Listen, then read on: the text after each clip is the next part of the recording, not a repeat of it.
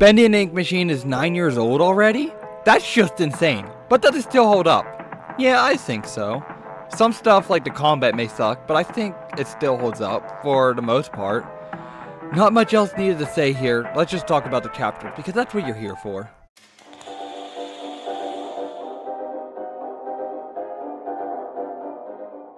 This chapter, while being short and boring, like when you play it for the first time, probably take you 20 to 30 minutes. But after, it'd be like 10 to 15 minutes. 6 if you speedrun it. Now, why do I start like this? It's the charm chapter 1 kind of has the first time you ever play it. Regardless if you've seen a playthrough or not, it's cool exploring the rundown studio. With that said, why are we here? How did we get here? Our old friend Mr. Joey Drew invited us to show us something. He just never told us. And to make matters worse, he doesn't even show up to show us what it is. So we have to find it out ourselves. What the hell, dude? Anyways, while exploring the studio, we find Henry's old desk. Turning around, we see a new room. New to Henry, at least. From my guess, Mr. Stein, yes, his last name is Stein, was the lead artist, the best, and when he left, they needed more to replace his work to recreate it. Anyways, to more exploring, we see a sign labeled Joey Drew Studio. We see a workplace sign to a room labeled Ink Machine. It's almost like we need to check that out. Not like the game's named after it, after all. Anyways, finding the room where the machine is stored. There's a pit. We grab dry cells to power up whatever is in the pit. The chains rise and reveal the ink machine itself. When the ink machine rised, we leave to explore a newly opened area of the studio. Some rather interesting stuff, like a room with a dead Boris, a room with 6 podiums and a lever, a test screening room. While exploring this area, we find an audio log, and the first of many. This one by Mr. Wally Franks, the janitor, and a lazy one it seems to be. At this point, I don't get what Joey's plan is for this company. The animations sure aren't being finished on time anymore, and I certainly don't see why we need this machine. It's noisy, it's messy, and who needs that much ink anyway? Also, get this. Joey had each one of us donate something from our workstation. We put them on these little pedestals in the break room to help appease the gods, Joey says. Keep things going. I think he's lost his mind, but hey, he writes the checks. But I tell you what, if one more of these pipes burst, I'm out of here. Like every time a problem arises, every time a problem with Wally arises, he like finds someone else or goes, I'm out of here. And so he's a bum, but he gives us a hint. We need to find some objects to power up a machine. What objects are those? A wrench in Boris's ribs, a plushie in the test screening room, a book in the break room, a record in the closet, ink can in the artist room, and lastly, a gear from the ink machine room. Gather these up and place them and power up the machine. Why isn't it working? Apparently, you need to get a flow going after all. We can go back to the test screening room, get the ink pressure going, and now we can go back to the machine and see it work. Oh, hi, Bendy. Yeah, that's the problem with the chapter and future chapters. It's very linear. Like, it's fun to replay, but also boring because everything is in the same place. Maybe sometimes different spots, but chapter 1, all the objects stay in the same spots. Good for newbies, but for returnees, it's boring. Also, this is a big issue in chapter 3, but I'll cover that when I do. Anyways, enough off track. We escape this so-called chase that nothing follows. And then we fall probably like 50 feet into an ink pool, and we come across another disgruntled employee. It's dark and it's cold, and it's stuck in behind every single wall. In some places, I swear this godforsaken ink is clear up to my knees. Whoever thought that these running pipes could hold up under this kind of strain? And I know something about pressure I don't, or he's some kind of idiot. But the real worst part is the noises the system makes, like a dying dog in its last legs. Make no mistake, this place, this machine, and this whole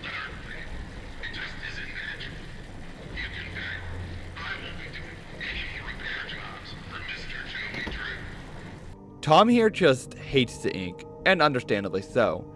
It has to be hard to move in, and while the area that we fell in is flooded, we clear all the goopy ink, find an axe, and lock that leads us into a room with a pentagram. We see some weird shit, and pass out, thus ending Chapter 1. Rest your head. It's time for bed. Chapter 2 begins with us waking up and pressing on. Somehow, some way, leaving the room, we end up in the music department. And I want to say this now. This is like the start of those, I believe, correct me if I'm wrong, I believe Bendy is the start of those basement style horror games, where you just keep going deeper and deeper down. At least Bendy makes some sense, as it, like when we get down to like chapter 4, for example, we end up hitting like Earth Rock. But like games like Garden of Banban make no sense. Poppy Playtime I think goes deep down, but I haven't played it, so I can't fully comment on it. So anyways, back on track, we are in the music department, and now we come across an audio log of a fellow named Sammy Lawrence. He appears from the shadows to rain his sweet blessings upon me. The figure of ink that shines in the darkness. I see you, my savior. I pray you hear me. Those old songs, yes, I still sing them. For I know you are coming to save me, and I will be swept into your final loving embrace. But love requires sacrifice. Can I get an amen? I said, can I get an amen? Sammy here seems to be a cultist of Bendy, the same damn thing that tried to kill us. So we should probably look out for him. He seems to have some knowledge of us here, as after that audio he calls us out like he's listening. While exploring, we come across a inky fellow, which is weird, we haven't seen anyone like this. Here, in fact, he's the first human we see. The game makes it impossible to reach him because of the ink in the hallway.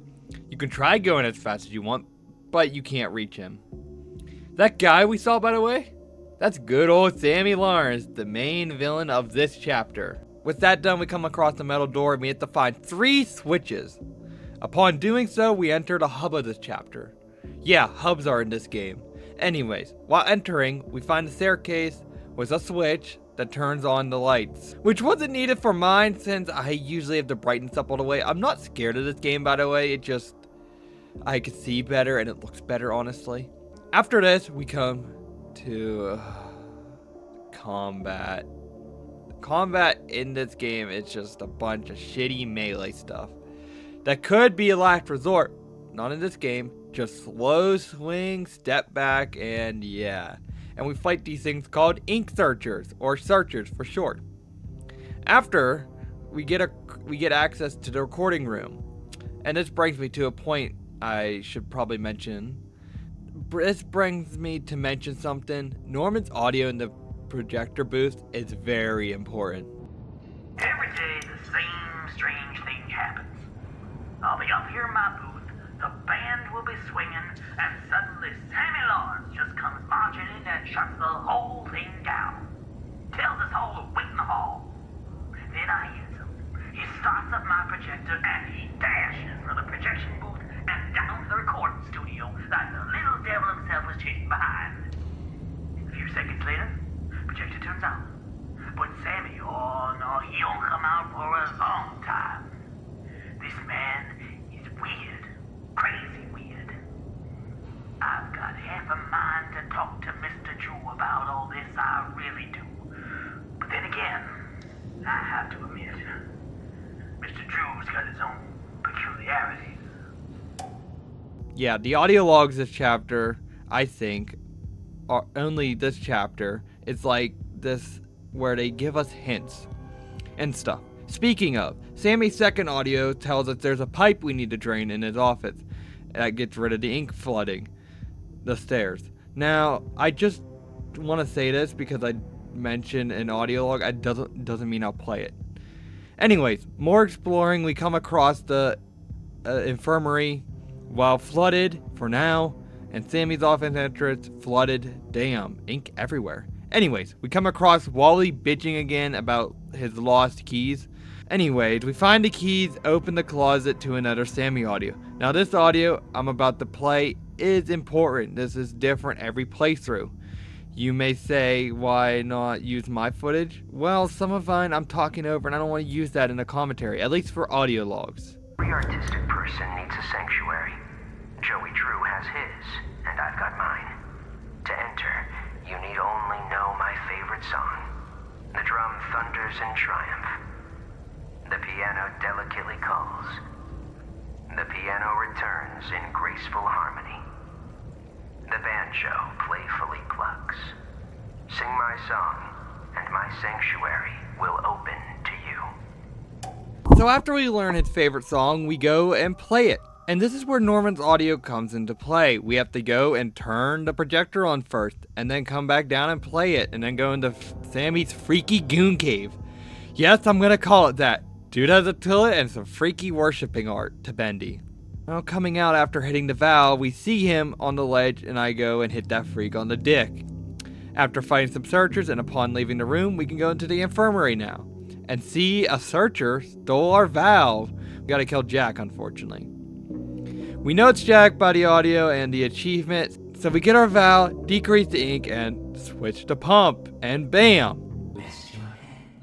It's time for bed.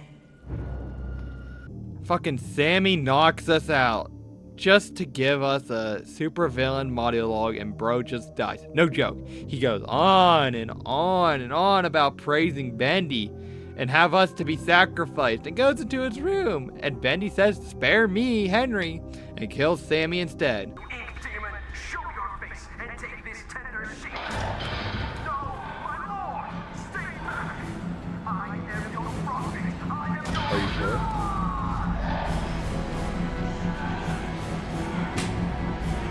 And we see that, we grab our axe, kill some searchers, come across Bendy, and we just bolt it. And I should probably mention this while here, we seem to have infinite stamina. We could basically run or walk fast forever in this game. And after this, we make it to the safe room, and a mysterious can rolls out. Hi, Boris. Chapter 3. This chapter. I love, but I hate you. You're boring, but have a great story. So let's get into it. We wake up in Boris's hideout, where it's been a few days, and now we want to leave. So we have to find this lever. We talk to Boris. Boris wants us to make him soup. So we make him soup, he gives us a lever, and we open the door. The cool thing you can do is give him a bone after you press the lever to open the door. Run back to your room, and it should be lying up against the wall, and you could just give it to him and he'll have it the rest of the game. Anyways, leaving the room, we find a hiding booth. These are big for this chapter, and you'll learn that later. We start leaving more, come across a darkish area, I wish we had more of this chapter. This shit was epic. Anyways, we must stay close to Boris, or else he'll start getting too scared and stop. And when we get out of this dark section, he'll steal our light from us for a little bit and leave, sadly. Anyways, we leave, keep going, to enter Heavenly Toys. Can I get an Alice plushie while we're here? And while we're here too, we come across a YouTube legend. Gotta be a way through. So what if I went and painted some of those Bendy dolls for the puppet's mice? That's sure no reason for Mr. Drew to be flying off the handbag. And if he really wants to be so helpful, he could be telling me what I'm to be doing with this warehouse I got. Yep, burst. That was the legend Jacksepticeye. After unjamming the door, we meet my favorite character. It's someone I'm very, very down bad for.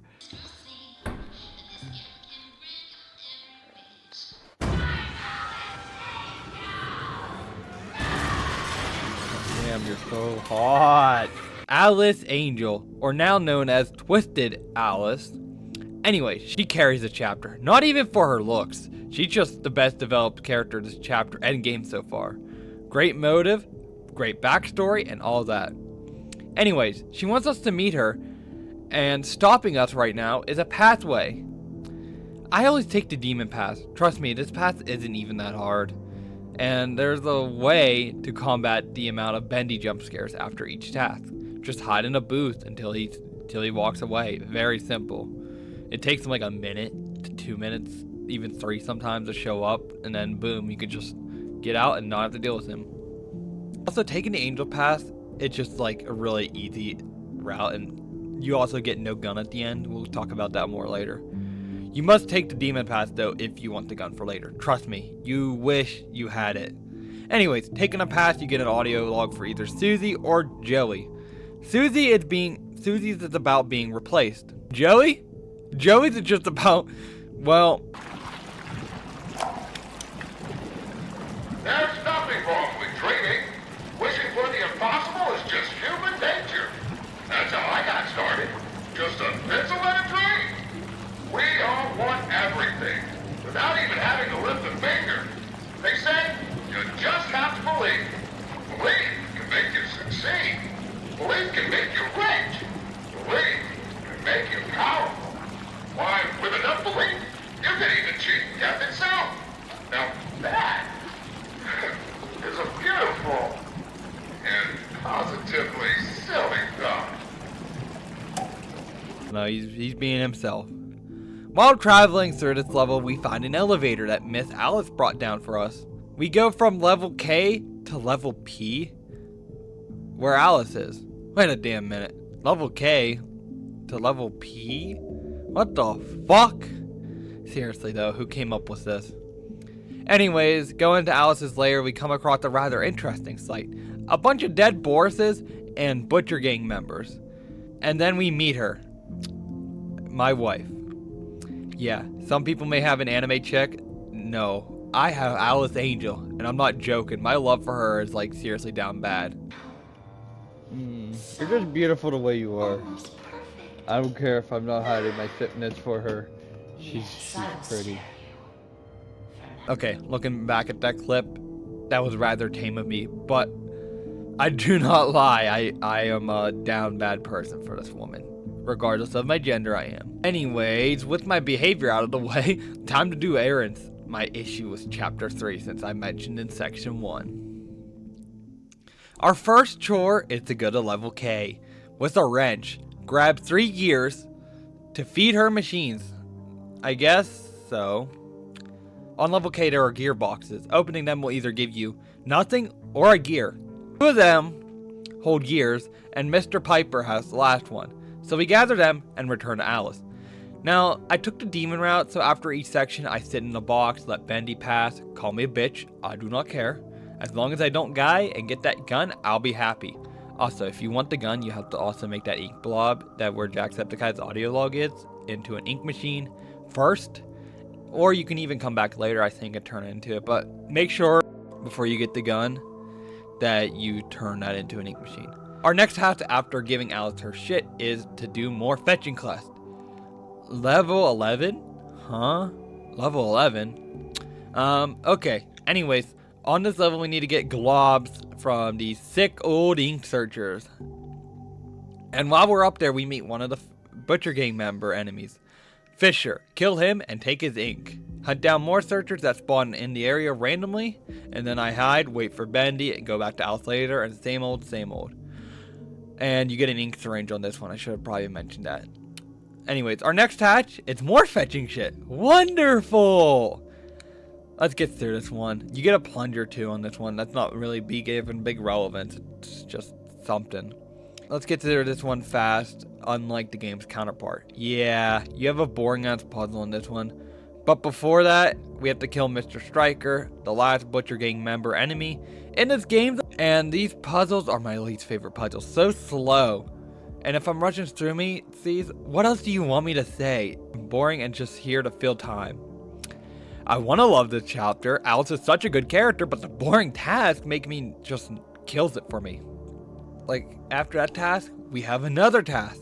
We have to go to level K and run from the elevator to the Heavenly Toy, destroying 15 Bendy cutouts. And Bendy shows up. Cool. Him showing up would have been more terrifying if Miss Alice didn't tell us, you better hide. He hates it when I do that. Like, imagine if you destroyed the last cutout and Bendy instantly showed up and you have like little room for error and you must hide like ASAP. Like, imagine how much scarier that would be. We have more tasks. Yep. You saw it, like a lot of us, 3 tasks and we're done. Nope, not here. Strap in, there's more. This one we have to take out 3 Butcher Gang members, and if you don't die, like I did, I'll admit, on the PS4 version of Bendy and Ink Machine, I gave up trying because I have died multiple times. It took many hours to try to do that. And most of the time it was a stupid mistake or over cockiness. Anyways, though, on the PS5 version, the one I recorded for my gameplay series, I did it first try, and I was shocked when it happened. Oh! Sorry, guys. An hour later. Oh. The last task. This last task is why you're better off getting the gun. Does it make it boring? Yeah, I'll admit it does a little bit. But as long as this chapter is, you want it to be over. So getting a gun or an axe from the secret area, which I'm sorry, but I don't feel like explaining this, you can head down to level 14 to the Abyss and meet the projectionist Norman Polk, one of my favorites. And well, to make this section less scary and easy, kill him. Like, sure, I said it makes it easier, but by all means, you can do this the hard way. Just try avoid dying. I mean, going through the thick ink is gonna make you run slower, and yeah. Also, yeah, the axe does make him kill. It takes like 8 hits, but with the pipe that you have just standardly, takes 16. That's too many at this point. Anyways, collect like 5 Butcher Gang hearts and give them to Alice, and does she let us go? Seems like it, but no. She sends us all the way down to level S. Boris tries to wake us up, but fails. Alice kidnaps Boris, ending chapter 3. And like I said, I want to love this chapter. I want it to be my favorite, but with the boring quest, I can't.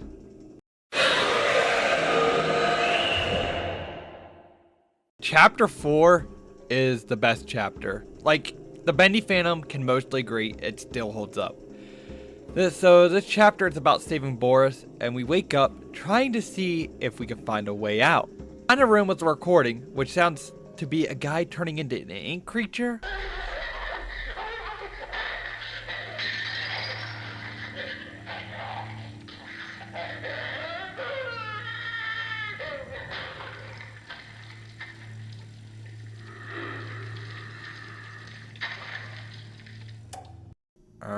Okay.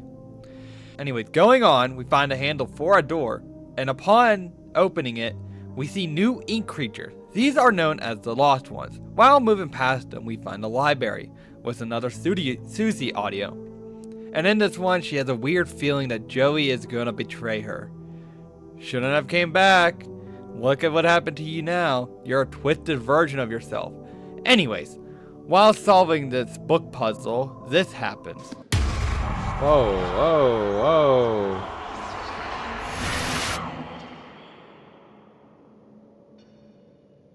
What was that?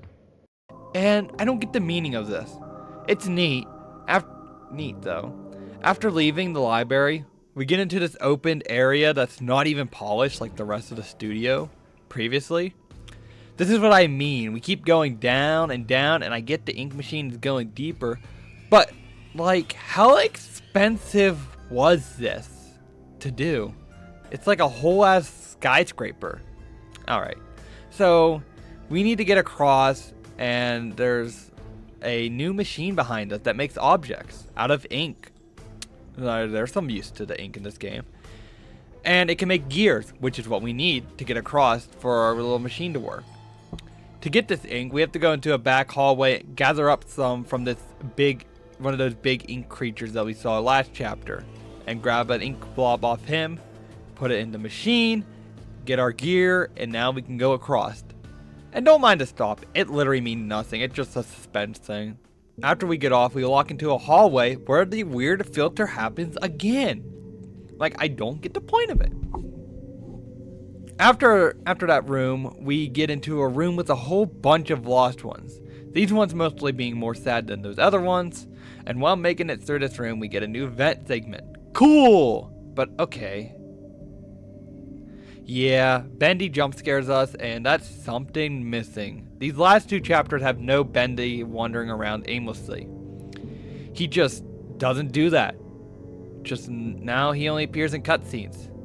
We find another room, and we go up this staircase, find an audio log to a guy named Bertram Piedmont, who's making a Bendy land for Joey Drew, but Joey Drew wants to claim it for himself, like take all the building credit. What a douche, I guess. Anyways, after that journey, flipping a lever gives us access to Bendy Hell, not land. And we have 4 sections to do, but first we must play some games, because we come across an audio log from Wally. These guys down at the warehouse get to play games all day while I'm stuck cleaning up after them. They keep locking themselves out of their own back room. So I says to them, look guys, I says, you're smart, right? Here's an idea. Why not make these games to knock open the door if you win? It'll be fun for you guys, and it saves me the trip down here every day. They went for it like a dog to pot roast. I tell ya, if these guys don't start realizing who the real genius is, I'm out of here. The games are rigged up to open doors. And we get this information from, well, the audio log telling us that he told the guy to do that. Well, it does open the doors.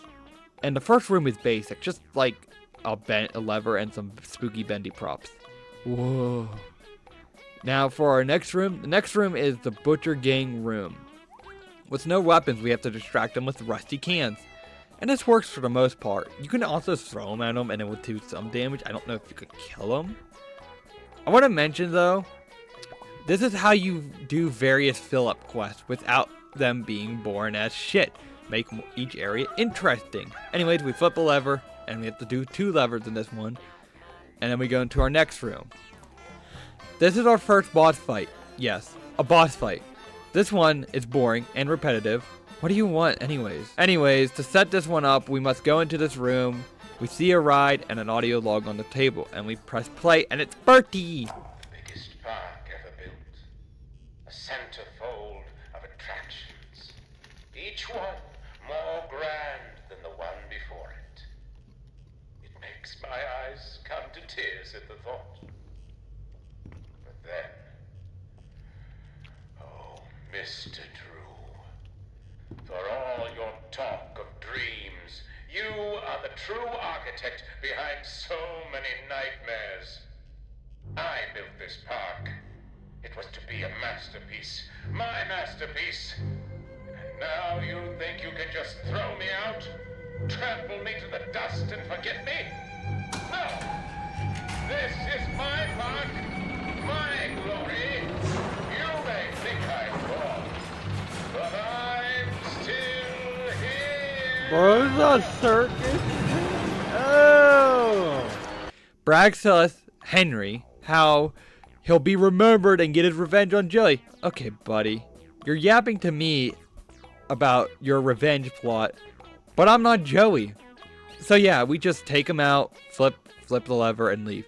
I don't want to dwell on this one because, like, what else do you want me to say? You just take your axe and you just go bam, bam, bam every few times. Next area is mine, and I believe a lot of people's favorite, the train room. Oh, a miracle section? This shouldn't mean much anyways. Oh. I thought you were dead. My death was greatly exaggerated. Yeah, he's alive, and regardless if you killed him in the last chapter.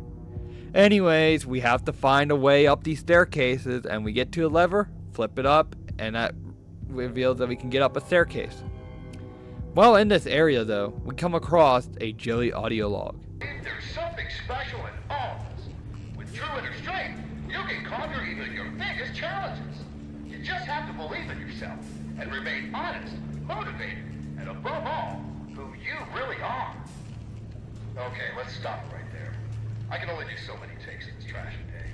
And tell the guys in writing how much more uses the word dreaming in every message. Keep railing on that, okay? Dreaming, dreaming, dreaming. People just eat up that kind of slop. What? Still on? Well, turn it off, damn it! Yeah, this one reveals a lot. Basically, Joey Drew is a fraud. So after flipping the lever, we apparently, the actual lever, the power up the haunted house, apparently we turn off the power for a moment. We leave with no worry of Projector Head.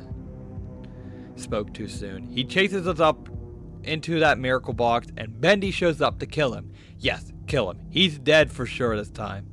And for whatever reason, Bendy doesn't kill us. And now we have to go save Boris in a haunted house. Now, in this playthrough, I did this section with a plunger, but you're supposed to use a gent pipe, but oh well. I wanted to mention that, but anyways, we go through this haunted house and come to a beautiful section piece, and where we meet our Boris? That's not my Boris. But it is. See the bone? Unfortunately, Alice made him into a monster to kill us for some reason. That bitch. Anyway, there's 3 rounds of hitting him and he dies unfortunately. Then Alice charges out to get us and killed by another Alice. Yeah, this is weird. There's another one, but a good version and a battle-ready Boris. But with all that said, what do you want me to say about chapter 4? It's the end. It's a great chapter, a great step up to the chapter, and introduces boss fights. Wonder how that will turn out. Anyways, on to chapter 5. I trusted you. Chapter 5. You just suck. I'm gonna say it. You just suck ass. Not a lot makes sense. It feels rushed at points just to get a conclusion out there, and feels sloppy. So to start, we're in a cell, and it seems to be where it's Alice. The good one, by the way, not the evil one and hot one that is dead. So yeah, good Alice is here, and Henry tries introducing himself, and Alice still finds him a bit weird. And I would feel the same. He spent so long in a studio being ink just to find a human one day? Really weird. Anyways, we go through different events. Mind you, this is a big cutscene, no skips, that you can't skip. Yeah, that's what I mean by no skips. That's the issue with this chapter. It's dreadful as shit to replay, especially with this cutscene. But the scenes, like I just said, we talked about the first one, Alice and Henry trying to know each other. Then Alice is telling Boris she'll be back. And this Boris becomes a shithead eyeing us. Then the next one, the douchebag Boris knocks over our food. Also, there's one, I didn't list it in my script, but he's getting his like arm fixed up. And Alice waves to us, and then he gets all pissy about that again. What a shithead he is. And then Alice gives us this like device, this glass seeing device, and we could just see hidden messages, and I will talk about this more towards the end of the chapter. Because it only comes in use like during this part, and then it's like not really useful outside of this part. And so they leave us behind in the last one, because the ink demon is close and they know where we are, and leaving us behind is Tom's idea. Oh yeah, I forgot to mention, the other Boris named is Tom. So we use the tool and we find a way out, fight some searchers, and come across a part I hate. It's the ink river and the segment after this. I hate this so much.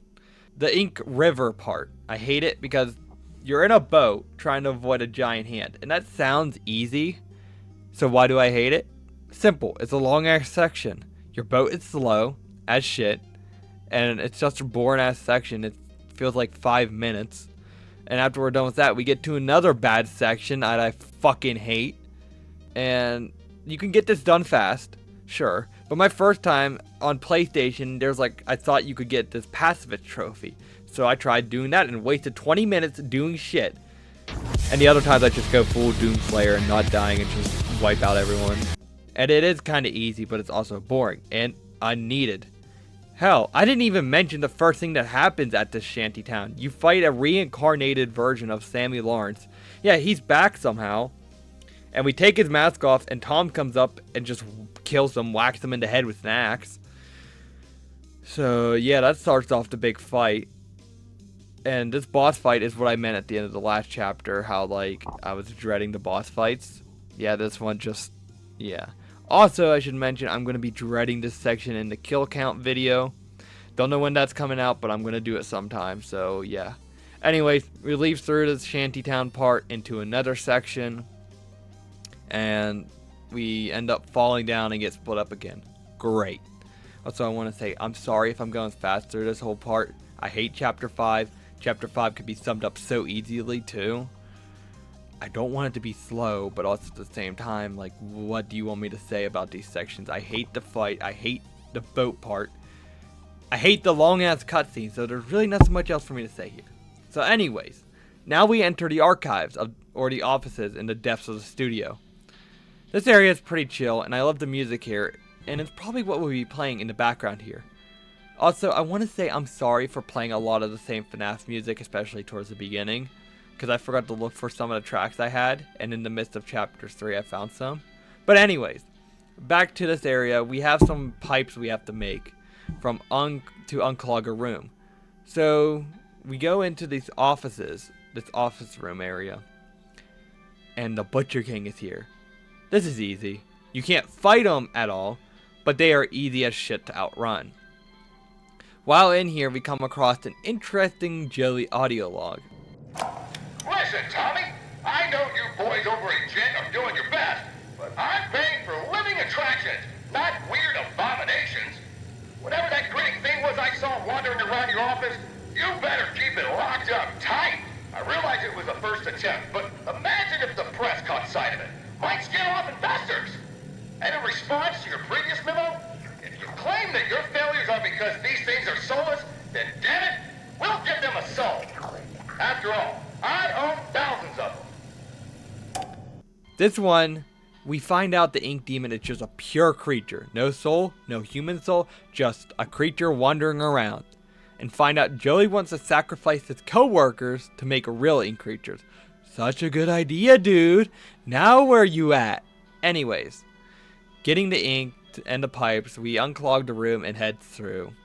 And then magically, Tom and Alice show up. And she's like, we had a rope. Like, bitch, if you had a rope the whole time, why'd you let me do all the work and not help? You could have helped me kill the Butcher Gang. Anyways, in this vault, we find the end reel. We tried to, at least, and it's not there. So we have to travel through the studio more. And we enter into this area after Tom breaks a metal door. That is the chapter 1 area. This part is so weird, like genuinely, what is the meaning of this? Hell, even Henry says his iconic line from chapter 1. And then we go through a hallway with glass, and Bendy shows up, and he doesn't even see us through the glass, so that makes no logical sense, unless he just can't see through glass. And then anyways, after this, we make it out, and we see the giant ink machine. A giant one? That the tiny one gets lifted into. That's funny. And then we go across the giant ink river. Henry mutters that he should have asked for a weapon, which you should have, dude. Like, genuinely. But then again, what is a weapon going to do against Bendy? Anyways, after traveling through the river, we enter into the giant machine. Now in the machine itself, we see bodies of probably failed ink creations, and then the throne room, and we have to play an audio here. It's simply awe-inspiring what one can accomplish with their own hands. A lump of clay can turn to meaning if you strangle it with enough enthusiasm. Look what we built. We created life itself, Henry. Not just on a silver screen, but in the hearts of those we entertain with our fancy moving pictures. But when the tickets stopped selling, when the next big thing came along, only the monsters remain. Shadows of the past. But you can save them, Henry. You can peel it all away. You see, there's only one thing Bendy has never known. He was there for his beginning, but he's never seen the end. The end. Oh, hi. Yeah, Bendy has never seen the end. And would you look at that? He's right there. Oh shit. He's angry. And then he bitch slaps us. This boss fight, if I can even call it a boss fight, has you flip levers, and after that, he just runs into ink tubes for some reason, and the room turns dark, and we go play the end.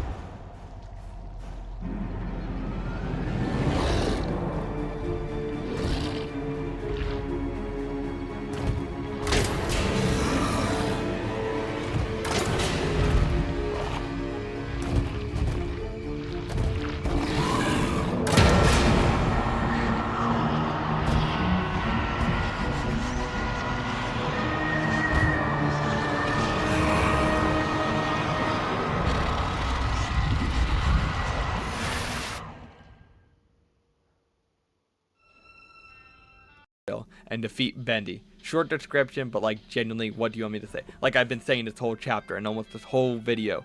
Sure, I type a lot, but this whole script, it's just me just saying the same shit the whole entire time. Like, what do you want me to say? It's that basic. This chapter sucks anyways. After us defeating Bendy, though, we are transferred out of the studio into an apartment building, and we meet Joey Drew himself, an old-ass man. So soon. I didn't expect you for another hour yet. Now you're just trying to impress me. But I know. You have questions. You always do. The only important question is this. Who are we, Henry? I thought I knew who I was. But the success starved me. Nothing left but lines on a page. In the end, we followed two different roads of our own making. You, a lovely family. Me, a crooked empire. And my road burned. I let our creations become my life.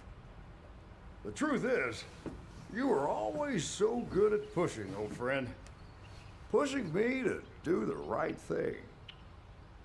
You should have pushed a little harder. Henry, come visit the old workshop. There's something I need to show you. Okay. What? All right, Joe. He says he wants to show us something. So then we start over the game. Yeah, this is just hell for Henry. He's trapped. And that glass seeing tool shows our messages from a previous Henry trying to warn us of a just whatever. It's a neat feature, but not super necessary. With chapter 5 finally done, let's go on to my closing thoughts. Alright, so how do I feel about this game? After talking about it and giving my thoughts, I think this game, looking back, does not hold up as well. It's a decent game. A game, mind you. I would say, is it a good horror game? No, not really. Even really horror, it's not even really horror. It's just long fetch quests that lay it down, and I really do want to love the game, but also I find it hard to love. I want to love this game, but I find it hard to. Also, I said I would use cutscenes from others and audio. I only used a few audio logs, and I did find stuff that worked for my stuff better in editing, and some of my audio log clips were as muted, so yeah. But anyways, for the audio logs, if you want to see them yourself, I will leave a link in the description to the video I used. And then I want to give a special shout out to my friend Jump Knight for making the thumbnail. Thanks, dude. Anyways, I've been What If. I'm done talking about Bendy and the Ink Machine for now, and I will see you guys around. Wake me, I love you tomorrow. You leave me breathless and hollow. Lately, that's a pill to swallow, but outside it composed. I could be, I suppose, someone you should get to know.